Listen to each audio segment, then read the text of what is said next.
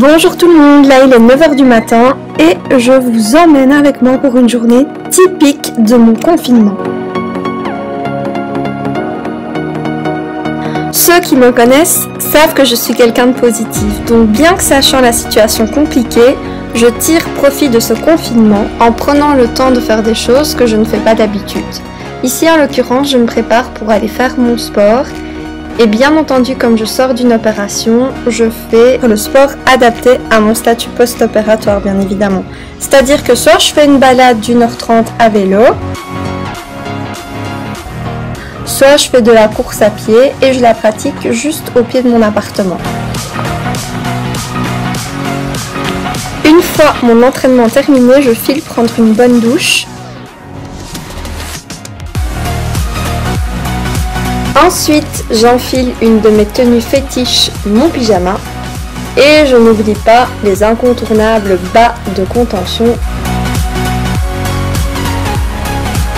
Voilà parti pour préparer un bon jus multifruits. Mais ça, c'était juste avant que je me rende compte qu'il y a de la vaisselle à ranger.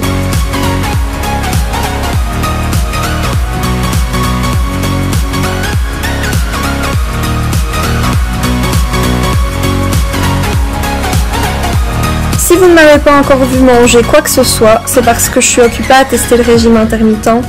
Il est expliqué par la youtubeuse Derin Tia, mais en quelques mots, il consiste à manger pendant 6 heures et à jeûner pendant les 18 autres heures de la journée.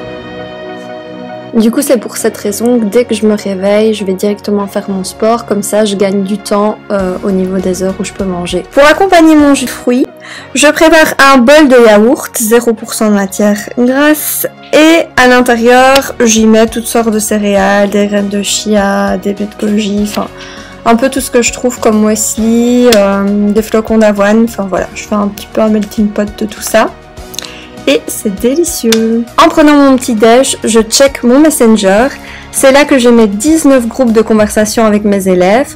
Pourquoi 19 groupes? Tout simplement parce que 19 classes différentes. Du coup, je vois s'ils ont des questions concernant les révisions demandées. J'interagis avec eux pour voir s'ils ont également des questions personnelles ou des craintes par rapport au confinement, au coronavirus. Et je prends la peine de répondre à chacun d'entre eux. Cet après-midi, j'ai décidé de vous préparer une vidéo sur TikTok. Mon objectif personnel, parce que j'ai besoin d'avoir tous les jours un but à atteindre, sinon je tombe rapidement dans un bad mood. Je me dis que ma vie, elle sert à rien, qu'elle n'a pas de sens, et j'entre dans le début de la dépression. Donc, je me suis promise de vous poster tous les jours du contenu. Soit une belle photo sur Instagram, d'ailleurs c'est le réseau sur lequel je suis le plus actif, soit une vidéo YouTube ou TikTok. En l'occurrence ici, je me prépare pour une vidéo TikTok et je me suis lancée avec mes copines dans le Don't Rush Challenge.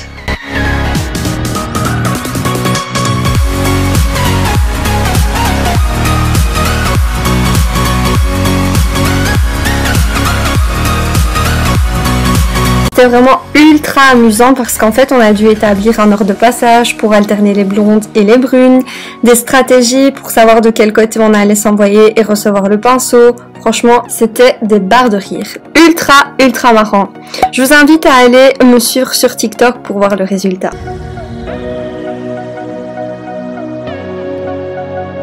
Là, j'ai vraiment trop la dalle, donc go préparer une pizza.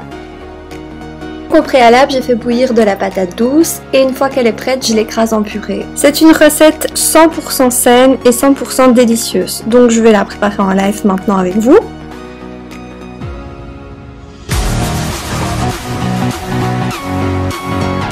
Concernant la quantité, j'y mets approximativement la même, donc c'est-à-dire par exemple pour 120 g, en l'occurrence c'est ce que j'ai fait ici, 120 g de purée de patate douce, je mets 120 g de farine. Ensuite je mélange jusqu'à obtenir une belle pâte à pizza bien souple. Puis je l'écrase pour en faire vraiment une pâte plate. Puis je badigeonne ma pâte de sauce pizza. En fait c'est une sauce tomatée avec les épices déjà au préalable mélangées.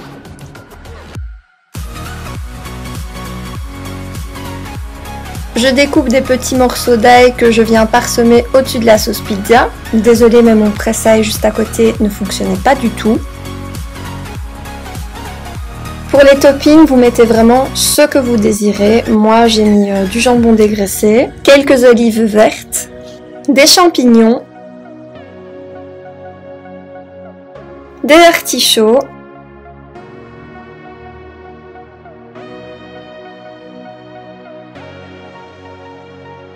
un petit peu de feta parce que j'adore ça, et de l'emmental râpé light. Pendant la cuisson, je file me démaquiller.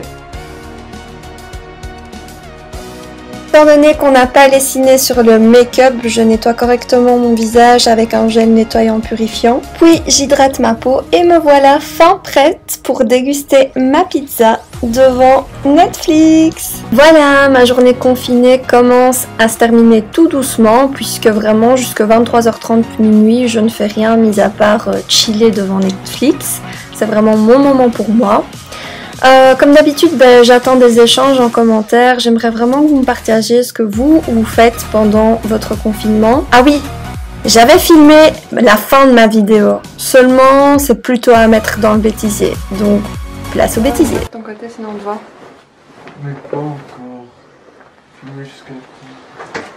Là, en l'occurrence, j'étais en train de vous filmer que je mettais systématiquement de l'huile de ricin sur mes cils.